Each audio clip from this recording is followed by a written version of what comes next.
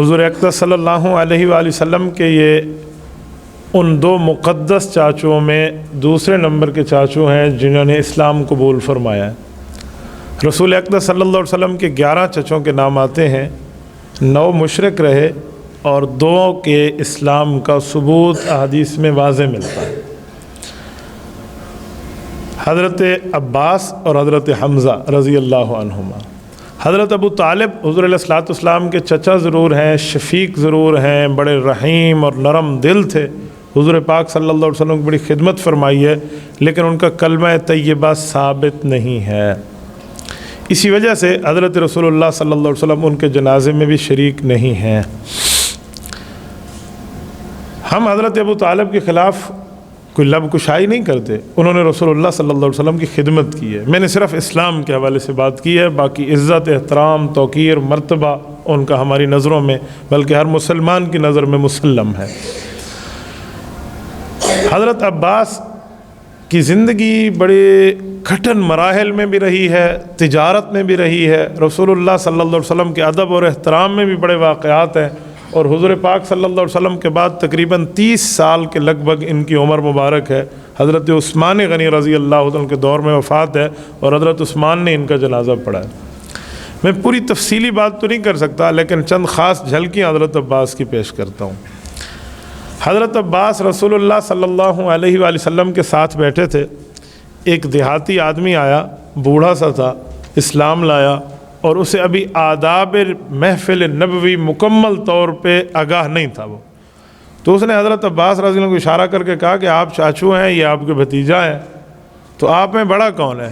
آپ بڑے ہیں یا آپ کے بھتیجے آپ سے بڑے ہیں؟ 2-3 سال کا فرق ہے رسول اللہ صلی اللہ علیہ وسلم اور حضرت عباس میں۔ حضرت عباس رضی اللہ عنہ نے جو جواب دیا ہے نا، اس جواب نے امت مسلمہ کو پیغمبر کی محفل کے آداب سکھا دیے۔ حضرت عباس فرمانے لگے کہ بڑے تو حضور پاک ہیں، ہاں 2-3 سال پہلے میں پیدا ہو گیا تھا، یعنی رسول اللہ صلی اللہ علیہ وسلم کی محفل میں اس ادب کو بھی ملحوظ خاطر رکھا کہ حضور کی موجودگی میں میں نہ کہوں کہ میں بڑا ہوں، کہ بڑے تو ہمارے رسول اللہ ہیں، پہلے پیدا میں ہوا تھا۔ حضرت عباس رضی اللہ تعالیٰ عنہما کے بارے میں ایک بات مشہور ہے کہ بچپن میں گم ہو گئے تھے جب ان کی عمر 5 سال تھی۔ حضرت عبد المطلب کے بیٹے ہیں، لیکن حضرت عبد المطلب کی کئی بیویاں تھیں، تو یہ ایک اور بیوی ہے نطیلہ بنت جناب، یہ ان کے بیٹے ہیں۔ حضور پاک علیہ الصلوۃ والسلام کے والد حضرت عبداللہ اور حضرت عباس دونوں سگے بھائی ہیں، لیکن والد سے والدہ جدا ہے۔ تو 5 سال کی عمر میں گم ہو گئے اور ماں کے اکلوتے بیٹے تھے، تو ماں بہت پریشان ہوئی۔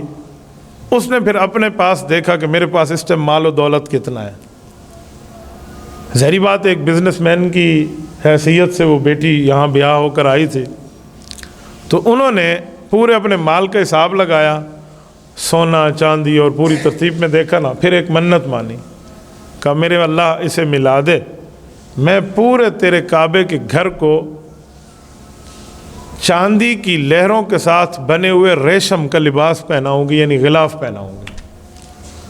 تو حضرت عباس تھوڑے سے ٹائم کے بعد مل گئے، منت بھی پوری ہو گئی، تو ان کی والدہ نے بڑی محنت سے لباس تیار کرایا تھا، اور حضرت عبد المطلب نے اپنی بیوی کی طرف سے جا کے وہ پورے کا پورا غلاف کعبۃ اللہ کو پہنایا۔ زمانہ جاہلیت، ایام جاہلیت ان دنوں کو کہتے ہیں جب تک اعلان نبوت صلی اللہ علیہ وسلم نہیں ہوا۔ حضور علیہ السلام کے اعلان سے پہلے زمانے کو زمانہ جاہلیت کہتے ہیں، بعد والا نہیں ہے، پھر زمانہ اسلام ہے۔ لوگ بڑی غلطی کرتے ہیں، کہتے ہیں زمانہ جاہلیت میں نے ایسے کہا تھا، یعنی وہ کہتے ہیں توبہ سے پہلے۔ جی نہیں، ہر بندہ توبہ سے پہلے اپنے زمانے کو زمانہ جاہلیت نہیں کہہ سکتا۔ زمانہ جاہلیت وہ زمانہ ہے جب آقا نامدار صلی اللہ علیہ وسلم نے اعلان نبوت نہیں فرمایا تھا عرب میں، بس اس سے پہلے، اس کے بعد کوئی زمانہ جاہلیت نہیں ہے۔ ہاں اپنی توبہ سے پہلے زمانے کو بتانے کے لیے بندہ یوں کہہ سکتا ہے کہ زمانہ ناواقفیت میں، زمانہ غفلت میں نے یوں کیا، تو زمانہ جاہلیت ہے وہ۔ حضرت رسول اللہ کا تو اعلان نبوت نہیں ہے، تو زمانہ جاہلیت میں کس نے سب سے پہلے خانہ کعبہ کو غلاف پہنایا ہے تو یہ ان کی والدہ ہیں حضرت عباس کی، یہ حضرت عباس رضی اللہ عنہ کی منت کی وجہ سے۔ تبارك الذي نزل الفرقان على عبده ليكون للعالمين نذيرا